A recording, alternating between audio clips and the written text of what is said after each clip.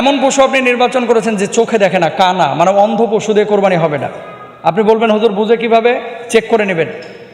খাবার দূরে ধরবেন, যদি দেখেন খাবারটা দূরে দেখেই গরুটা হামলে পড়তেছে খাবারটাকে গ্রহণ করার জন্য, এই পশু দিয়ে কোরবানি করা যাবে। আর যদি দেখেন ওই ক্যামেরার মতো সামনে আপনি কাঁঠালের পাতা নিয়েছেন, ওর কোনো ফিলিংস নাই, জানবেন কানা, অন্ধ, দেখতে তো ডাগর চোখা, আসলে চোখে দেখে না, এটা দিয়ে কোরবানি করা যাবে না।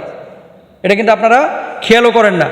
ম্যাক্সিমাম বাংলাদেশের এই ক্রেতারা, গরু ক্রেতা যারা, এরা যায় দেখে যে মোটা কিনা, প্রথমে দেখবে যে মোটা কিনা, গোস্ত আছে কিনা, ও কানা হোক সমস্যা নাই, এরকম একটা ভাবসাব। তো অনেক মানুষ আছে, সাধারণ মানুষ, যাদের চোখ দেখা যায় আমাদের মতো, কিন্তু আসলে চোখে দেখে না। তো এর জন্য আপনাকে এক নম্বরে বাছাই করে নিতে হবে যে গরুটা চোখে দেখে কিনা। 2 নম্বর, শ্রবণ শক্তি না থাকা। গরু তো কথা বলতে পারে না, এটা আল্লাহ তাআলা তাকে দেয় নাই, কিন্তু আপনি যখন ওই ডাক দিচ্ছেন, পশুরা কিন্তু ইশারা করলে অথবা ডাক দিলে তখন কিন্তু তাকায়, কোনো সারা শব্দ নাই, মানে বয়রা, এরকম কোনো পশু দিয়ে কোরবানি করা যাবে না। 3 নম্বর, অত্যন্ত দুর্বল এবং জীর্ণ শীর্ণ কিছু পশু 20 কদম হাইটা যাইতে পারে না, এরা ধাক্কা ধুক্কা রংপুর থেকে টাইনে নিয়েছে ভাই টাকে করে, এটা চলতেও পারে না, উঠতে পারে না, নড়তে পারে না, কোনো মতে নিয়ে এসে ঢাকার ক্রেতার কাছে খালি ধরা দিতে পারলেই হয়েছে। এরকম জীর্ণ শীর্ণ কোনো পশু দিয়ে কোরবানি করা যাবে না। 4 নম্বর, এই পরিমাণ ল্যাংড়া যে জবাইয়ের স্থান পর্যন্ত হেঁটে যেতে অক্ষম, মানে পশুটা চলতেই পারে না, একেবারে পড়ে গেছে। আপনি কিনে নিয়ে যাচ্ছেন পশুটাকে কোরবানির জন্য, রাস্তায় ইনজুরি হলো, পায়ে আঘাত পাইল, আঘাত পাওয়ার পরে এ পশুটা রাস্তায় পড়ে গিয়ে আর হাঁটতে পারতেছে না, এই পশু দিয়ে কিন্তু কোরবানি করতে পারবেন না, এটা আপনার জন্য জায়েজ নেই। ট্রাক থেকে কিছু হাইওয়ান আছে, আসলে এগুলোকে খুব সুন্দর করে বলার কোনো সুযোগ নাই, মানে সে রংপুর থেকে দাঁড় করায় নিয়ে আসছে গরুটাকে, খেয়াল করেন, অথবা সিলেট থেকে নিয়ে আসছে, রাজশাহী থেকে নিয়ে এসছে, 12 ঘন্টা 14 ঘন্টা পর্যন্ত গরুটা দাঁড়ায় থাকে এই ট্রাকের উপরে।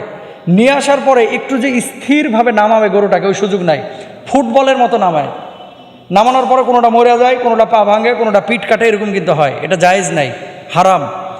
রাসূল আকরাম সাল্লাল্লাহু আলাইহি ওয়াসাল্লাম কি বলছেন? পশু যখন জবাই করবে ছুরিটাকে ভালো করে ধার দিয়ে নিবা, তারপরে পশুটাকে জবাই করবা। কেন? পশুর কষ্ট যেন কম হয়। আর বাঙালির টাইমের খুব শর্ট, মানে সময় খুব অল্প, পশুটাকে ফুটবলের মতো ভাই। কয়েকদিন আগে একটা ভিডিও দেখলাম, ছাগলের কান ধরতেছে আর একটা পা ধরে ওই যে তরমুজ যেভাবে ট্রাকের ওপরে ফিক্কা মারে এমনি ফিক্কা মারতেছে। এর মানুষ না, এরা নরপিশাচ, এরা ভালো মানুষ না, এদের আকল জ্ঞান কম।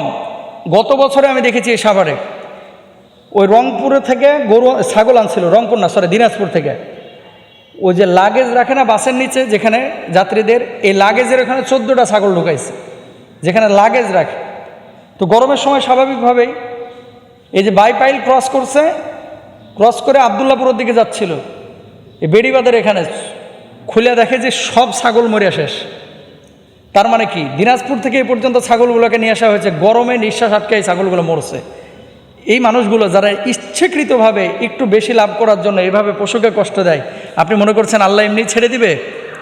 মনে রাখবেন, কুকুরকে পানি পান করানোর কারণে একজন নর্তকী জান্নাতে যাবে, আবার একজন আবেদা ভালো মানুষ, আবেদ মানুষ বিড়ালকে হত্যা করার কারণে জাহান্নামে যাবে। তো আপনি এতগুলো ছাগলকে যে ইচ্ছাকৃতভাবে উদাসীন হত্যা করলেন, আল্লাহর আদালতে কিন্তু আপনাকে দাঁড়ানো লাগবে। এগুলো খেয়াল রাখতে হবে প্রিয় ভাইরা আমার। তারপরে আসেন, লেজের বেশিরভাগ অংশ কাটা। কোরবানির হাটে দেখবেন যেগুলো একটু ত্রুটিযুক্ত, এগুলোর দাম একটু কম, ধরেন 5,000 কম, 10,000 কম, তো এরা চিন্তা করে যে দূর 5,000 টাকা কমে তো পাইছি, লেজ একটু কাটা হলে সমস্যা কি, কোরবানি কিনতে হবে না।